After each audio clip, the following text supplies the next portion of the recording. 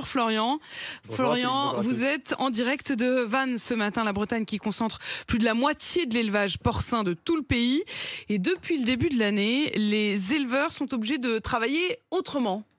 Oui, c'est un sujet qui concerne à la fois les éleveurs, mais aussi les consommateurs. Il faut savoir que la viande que vous mangez dans les supermarchés, elle provient souvent d'un porc qui a été castré. Ce qui change depuis le 1er janvier, c'est qu'il est interdit de castrer les porcs à vif. L'éleveur doit les anesthésier au préalable. Attention, ce qu'il faut comprendre, c'est que les agriculteurs aimeraient ne plus avoir à le faire du tout. Ici, c'est un sujet sensible. Pourquoi c'est obligatoire ? Alors, les éleveurs n'ont pas le choix, en fait. Ils sont contraints par les abattoirs. C'est une question de goût. Si le porc n'a pas été castré, quelques jours après sa naissance, il y a un faible risque que la viande ait une odeur désagréable et soit immangeable. Et puis, c'est aussi une question de qualité de la viande. Un cochon castré sera plus gras. Et ça, c'est indispensable pour la transformation en charcuterie, notamment. Le jambon de Bayonne, par exemple, nécessite obligatoirement un cochon castré.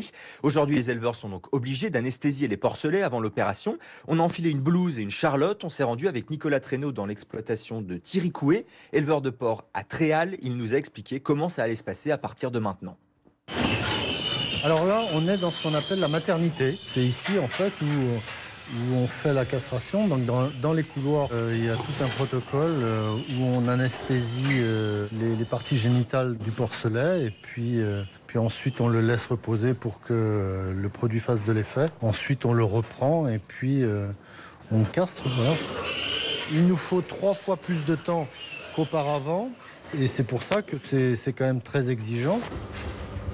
Alors, sachant que vous castrez chaque mois environ 400 cochons, cette méthode, elle doit vous coûter cher. Mais complètement. Alors, ça va être plus cher puisque les produits anesthésiants sont très chers, oui. Ça fait 2 000 € par mois.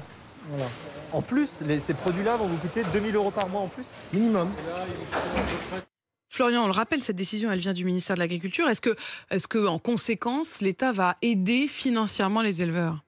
Alors, il ne va pas verser de subventions pour compenser ces coûts supplémentaires. Le ministère de l'Agriculture compte sur une prise en charge par le marché. Concrètement, les groupements de producteurs négocient d'arrache-pied pour que les abattoirs des grandes distributions augmentent le prix d'achat. Leclerc a promis cette semaine de mieux rémunérer l'éleveur. Mais pour les autres, rien n'est encore fait. François Valli, président de la Fédération nationale porcine, lance donc un ultimatum. Demain, s'il faut continuer à castrer, et continuera à castrer avec le protocole, mais à condition qu'il y ait une rémunération. S'il n'y a pas de rémunération, certains ne respecteront pas la loi sur la prise en compte de la douleur. On nous a mis l'environnement, on nous a mis le bien-être, on nous a mis la biosécurité. Tout ça, c'est les producteurs qui ont pris en charge à 100%. Donc là, on veut nous remettre encore. Il faut bien que le consommateur prenne en compte que le prix du porc, aujourd'hui, il va coûter un peu plus cher. Si on ne rémunère pas les éleveurs pour tout ce qu'on demande, il n'y aura plus d'agriculture française demain.